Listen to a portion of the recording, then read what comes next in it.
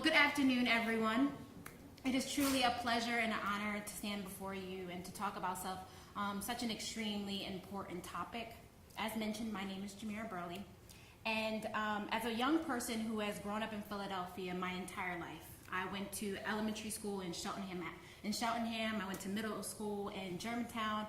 I went to high school in West Philadelphia, Overbrook High, and I had the honor of going to Temple University in North Philadelphia. So I have lived in almost every part of Philadelphia, and I've seen neighborhoods that newspapers don't like to report.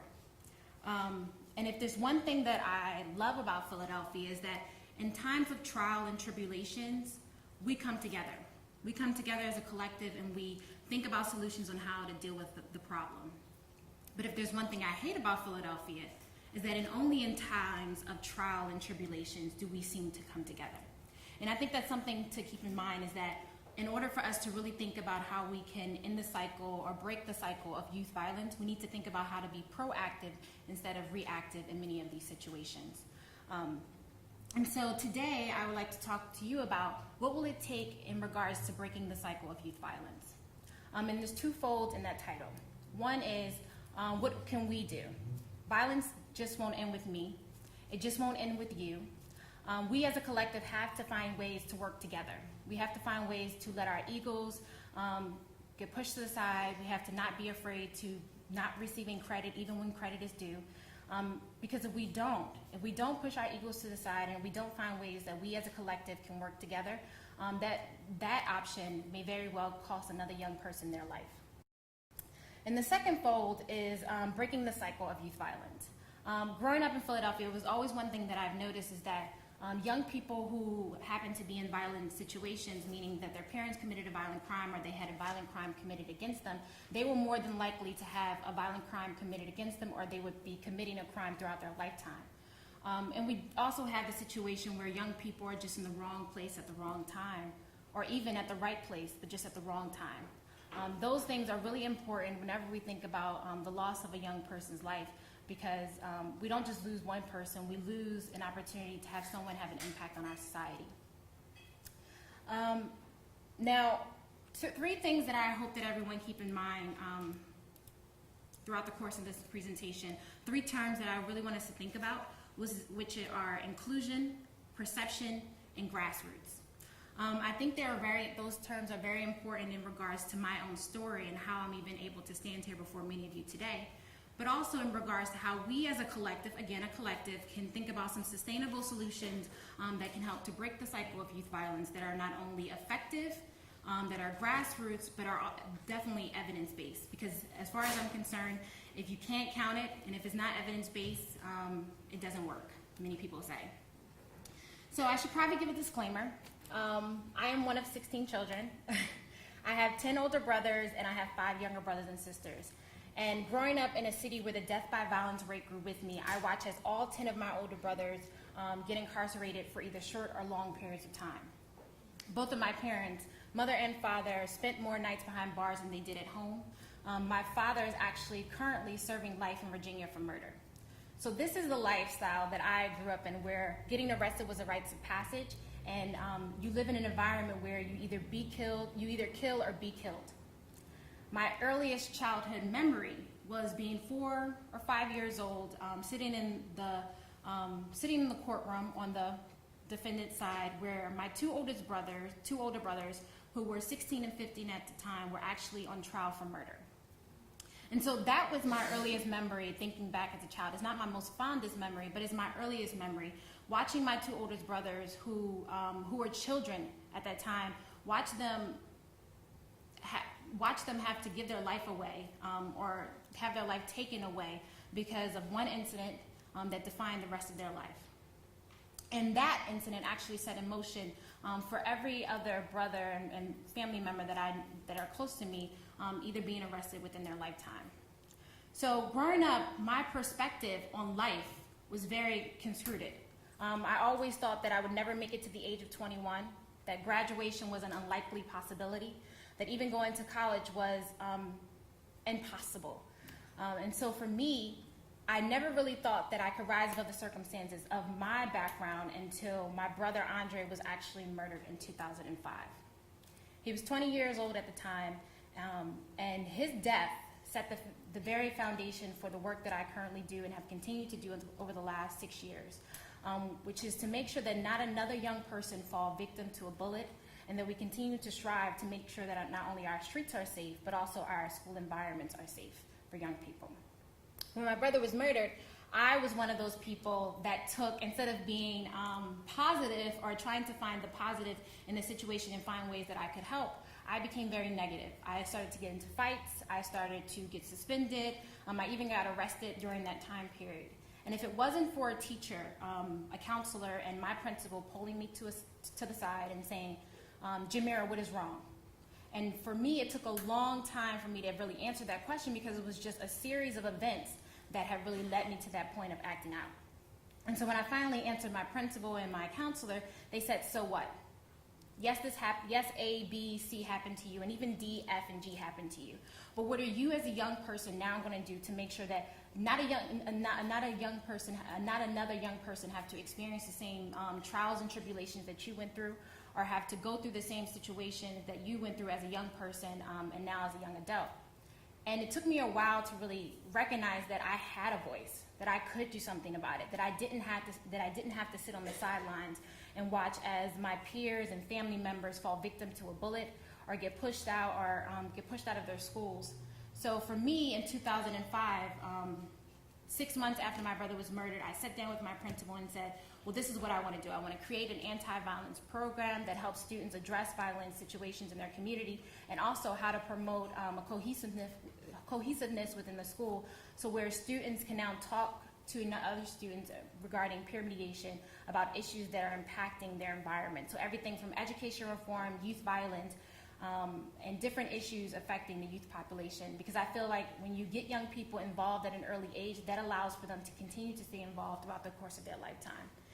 And when that happened to me, and being allowed that opportunity to really take a chance and changing the culture of my school, and changing the environment, and making sure that young people were no longer seen as victims or being victimized by fellow peers, but they were given an opportunity to take hold of the situations that were impacting their generation.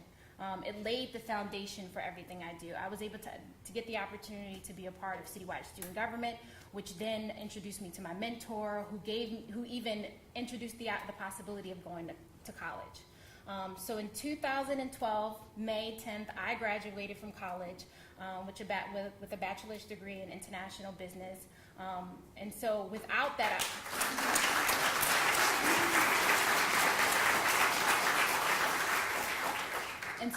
opportunity of someone pulling me to the side and really showing me that I, as a young person, had the opportunity to be included in the process, to be brought to the table of discussion when decisions about me were being made, I would have never had the opportunity to be here today. So when I talk about inclusion, perception, grassroots, I talk about it from the perspective of my life, of the issues and the situations that I went through as a young person, but also how over the last few years I've helped to use those three terms to talk about youth violence and talk about how to get more young people engaged. So when we think about perception, we think about how young people, view themselves, how society views them, and how the media views them, because that plays a large part in how a young person acts. So one thing that I did when thinking about what I wanted to present about, I thought about, well, how does society view young people? So I Googled, I just Googled young people, if this works. I just Googled youth, and some of the images that appeared was this first one, which is actually a scene where young men are being arrested by the police. It actually shows up within the first 50 images, so everyone in here has a smartphone, so if you actually Google youth, these are one of the pictures that will actually appear. Another picture was, again, another African American being arrested by the police.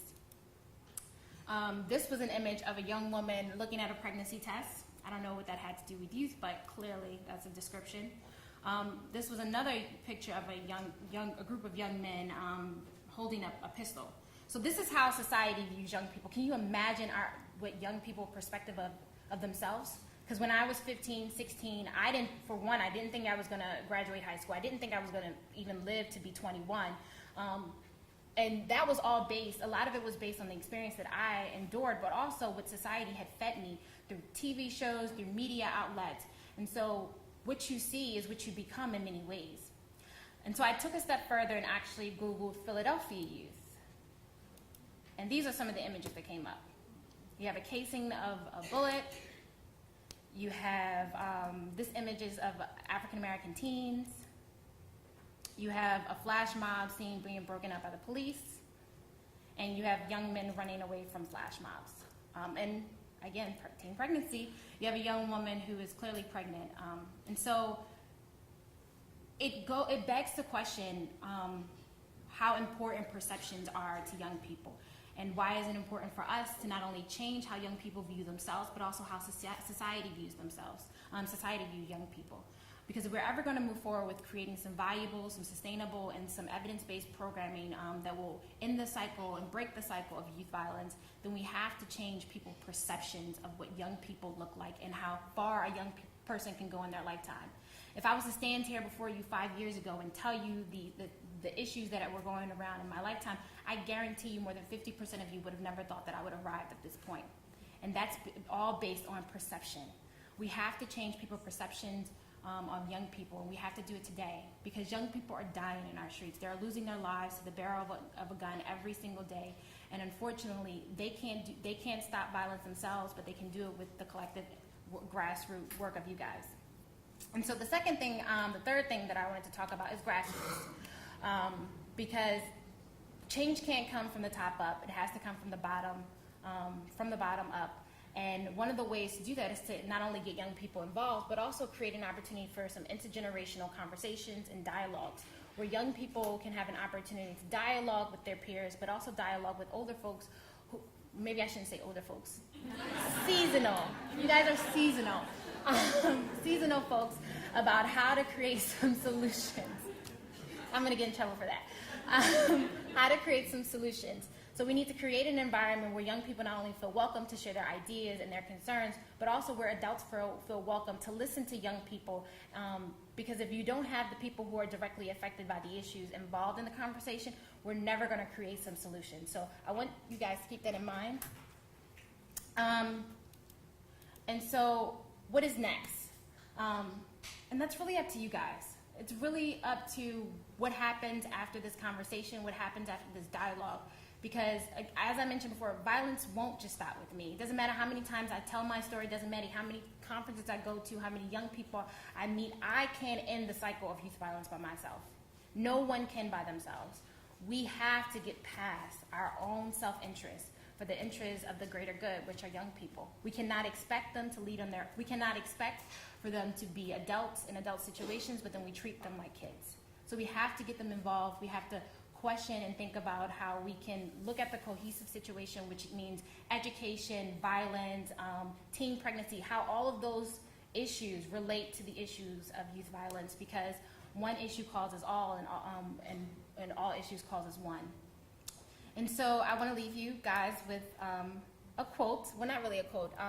I was asked 2007, 2 years after the Panther Peace Corps was installed at Overbrook High School, we had decreased violence by 50% at the school, which was about 75 violent incidents. And as an honor, I was asked to speak in Harrisburg at a gun rally that was organized by then Mayor Street, and the police commissioner, Sylvester Johnson. And I will leave you with my quote, if it works.